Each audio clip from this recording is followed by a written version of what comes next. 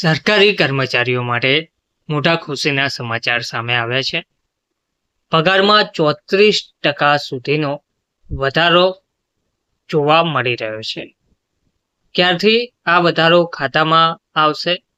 8મા પગાર પંચના લઈને આ એક મહત્વની અપડેટ સામે આવી રહી છે.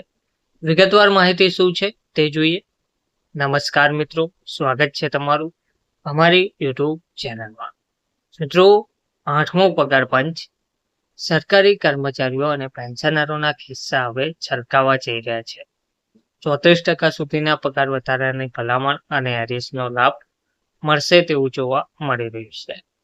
દેશના લાખો સરકારી કર્મચારીઓ અને પેન્શનરો જેની આતુરતાથી રાહ જોઈ રહ્યા હતા, તે 8મા પગાર પંચ એટલે કે 8th પે કમિશન અંગે મહત્વના સમાચાર સામે આવ્યા છે. એમ્બિટ ઇન્સ્ટિટ્યુશનલ ઇક્વિટીઝ અને ઇકોનોમિક્સ ટાઈમ્સ સિટીના તાજેતરના રિપોર્ટ મુજબ આગામી પગાર પંચ હેઠળ કર્મચારીઓના પગાર અને પેન્શનમાં 30થી 34% સુધીનો વધારો થઈ શકે છે.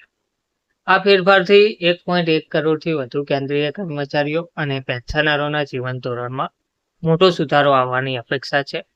1 જાન્યુઆરી 2026થી અમલીકરણની તૈયારી જોવા મળી રહી છે. નિયમ મુજબ દર 10 વર્ષે નવા પગાર પંચની રચના કરવામાં આવે છે.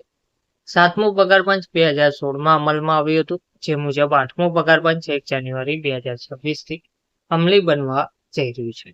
જોકે વહીવટી પ્રક્રિયા અને ભલામણોના અભ્યાસને કારણે વાસ્તવિક પગાર વધારો કર્મચારીઓના બેંક ખાતામાં પહોંચતા નાણાકીય વર્ષ 2026-27 સુધીનો સમય લાગી શકે છે. પરંતુ કર્મચારીઓએ ચિંતા કરવાની જરૂર રહેતી નથી, કારણ કે સરકાર 1 જાન્યુઆરી 2026થી લાગુ થયેલા વધારાને એરિયર્સ બાકી રકમ તરીકે એકસાથે ચૂકવશે. ફિટમેન્ટ ફેક્ટર અને પે મેટ્રિક્સ માટે મોટો ફેરફાર. નિષ્ણાતોના મતે આ વખતે સરકાર ફિટમેન્ટ ફેક્ટરમાં વધારો કરશે. ફિટમેન્ટ ફેક્ટર એ આંકડો છે જેના દ્વારા મૂળભૂત પગાર બેઝિક પે નક્કી કરવામાં આવે છે. જો આ ફેરફાર અગાઉના પગાર પંચના સ્તર જેટલો જ રહે છે તો પણ ન્યૂનતમ પગારમાં મોટો ઉછાળો જોવા મળશે. આ પગલાથી પાયાના સ્તરના કર્મચારીઓથી લઈને ઉચ્ચ અધિકારીઓ સુધીના તમામ આર્થિક રીતે મોટો ફાયદો જોવા મળશે. સૂચનો સબમિટ કરવાની સમય મર્યાદા પણ લંબાવવામાં આવી છે.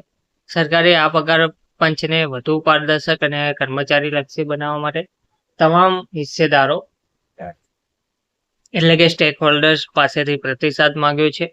આ પ્રતિસાદ અને સૂચનો સબમિટ કરવાની તારીખ વધારીને 31 માર્ચ 2026 પણ કરવામાં આવી હતી. જે કર્મચારી સંગઠનો કે વ્યક્તિઓ પોતાના સૂચનો આપવા માંગતા હોય તેઓ માય ગવર્મેન્ટ પોર્ટલનો ઉપયોગ કરીને ઓનલાઈન માધ્યમથી પોતાના વિચારો રજૂ કરવાના રહેશે. સરકાર આ સૂચનોના આધારે જ અંતિમ પે મેટ્રિક્સ તૈયાર કરશે. તો 31 માર્ચ 2026 એટલે કે આજે છેલ્લો દિવસ છે. ઉમેદવારો કર્મચારીઓ પોતાના પ્રતિસાદો અને સૂચનો સબમિટ કરી શકે છે. પેન્શનરો માટે ખુશીના સમાચાર તે છે કે માત્ર ચાલુ નોકરીમાં રહેલા કર્મચારીઓ જ નહીં, પણ દેશના લાખો પેન્શનરો માટે પણ 8મો પગાર પંચ આશીર્વાદ સમાન સાબિત થશે.